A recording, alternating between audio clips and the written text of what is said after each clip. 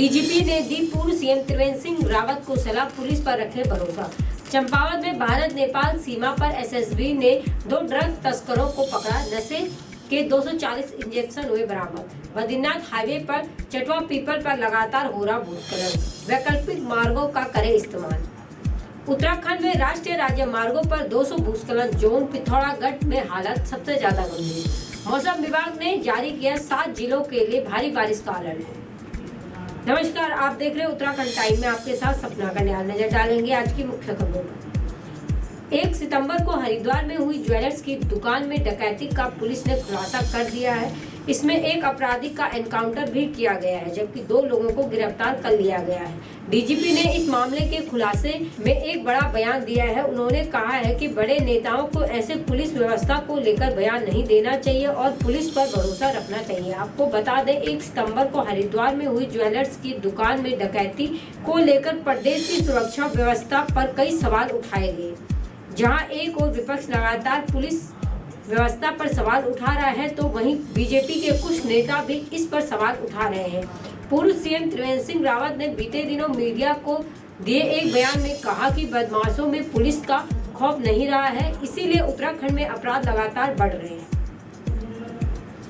भारत नेपाल सीमा पर नशे की तस्करी के खिलाफ एसएसबी यानी सशस्त्र सीमा बल द्वारा लगातार कार्रवाई की जा रही है। इसके तहत 57वीं वाहिनी सशस्त्र सीमा बल सितारगंज की सीमा चौकी टनकपुर क्षेत्र में बड़ी मात्रा में नशे के इंजेक्शन बरामद किए गए।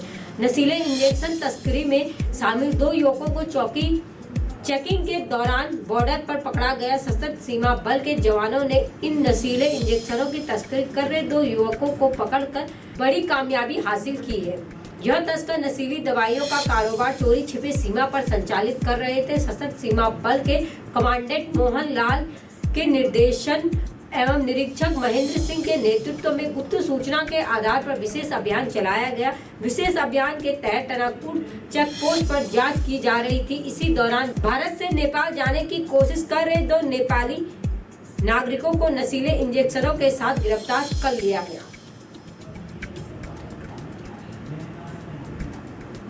बद्रीनाथ हाईवे पर चटवा पीपल में लगातार पहाड़ी से भूस्खलन हो रहा है। आपको बता दें, बीआरओ की टीम को भूस्खलन से सड़क मार्ग खोलने में समस्या हो रही है, जिसके चलते प्रशासन ने यात्रियों की आवाजाही करने के लिए वैकल्पिक मार्गों का इस्तेमाल करने की अपील की है। चटवा पीपल भूस्खलन जोन पर आवाजाही खतरे भरी हुई है। पुलिस वाहनों को डाइवर्जन मार्गों से भेज रही है। पिछले 3 दिनों से यहां घंटों हाईवे बंद है। वहीं मंगलवार की सुबह यहां वाहन फंसने से हाईवे के दोनों तरफ लंबा जाम लग गया, जिससे सैकड़ों वाहन यहां से आवश्यक सामग्री कर्णप्रयाग नहीं पहुंचा पाए। चमोली पुलिस यातायात को सुचारू रखने के लिए प्रतिबंधित डाइवर्जन मार्गों की जानकारी देकर वाहनों को सुरक्षित स्थानों की ओर भेज रही है। पुलिस द्वारा यात्रियों से भूस्खलन प्रभावित क्षेत्रों से होकर जाने से रोकने के साथ ही सुरक्षित मार्गों के बारे में जानकारी दी जा रही है। पुलिस ने सड़क पर संभावित दुर्घटना से बचने के लिए कई आवश्यक उपाय किए हैं। एक बार फिर से राज्य में आया मानसून, राष्ट्रीय एवं राज्य मार्गों के लिए आफत बनकर टूटा। राज्य मार्गों पर 36 ऐसे जोन बन गए हैं जहां कभी भी भूस्खलन दर सीमित या कम थी, लेकिन अब ये बहुत खतरनाक रूप धारण कर चुके हैं। स्थिति यह है कि पिछले कुछ वर्षों के दौरान सभी प्रमुख राष्ट्रीय राज्य मार्गों पर 200 भूस्खलन जोन चयनित हो चुके हैं। साल दर साल सक्रिय हो रहे हैं। नए भूस्खलन जोन लोनी के इंजीनियरों के लिए बड़ी और कड़ी चुनौती बन रहे हैं। विभाग ने टीएचडीसी को पत्र लिखकर इन 36 क्षेत्रों में भूस्खलन के उपचार की डीपीआर देने का अनुरोध किया है। वहीं राष्ट्रीय राज्य मार्गों पर 200 भूस्खलन प्रभावित इलाके चिन्हित किए गए। लोक निर्माण विभाग ने मुख्यालय के सभी अधीक्षण अभियंताओं से राज्य मार्गों पर भूस्खलन जोन की जानकारी मांगी थी।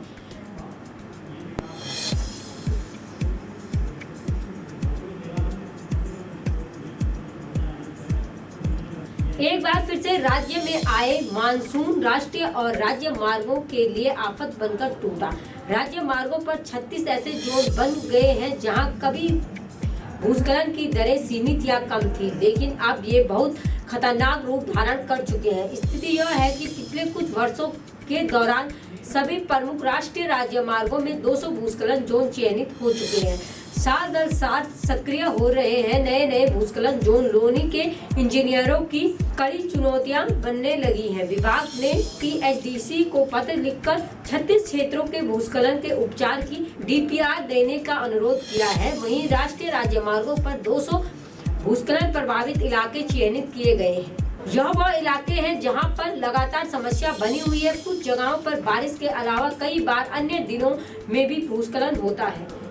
यह हाल कई वर्षों से है। मौसम विभाग ने प्रदेश के 7 जिलों के लिए भारी बारिश का अलर्ट जारी किया है। इसके साथ ही आकाश से बिजली चमकने की संभावना जताते हुए सावधानी बरतने की अपील की है। मौसम विभाग के निर्देशक विक्रम सिंह के अनुसार मंगलवार को देहरादून, हरिद्वार, उत्तरकाशी, टिहरी, रुद्रप्रयाग, बागेश्वर, पिथौरागढ़ जिले में कहीं भारी बारिश की संभावना है, जिसे देखते हुए येलो अलर्ट जारी किया गया है।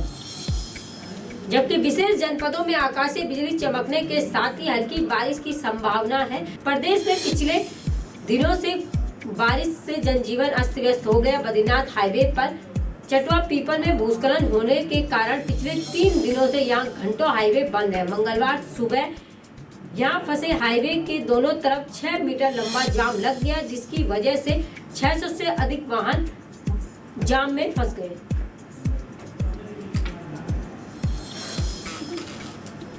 बाकी की तमाम खबरों के लिए जुड़े रहे हमारे साथ और देखते रहे उत्तराखंड टाइम।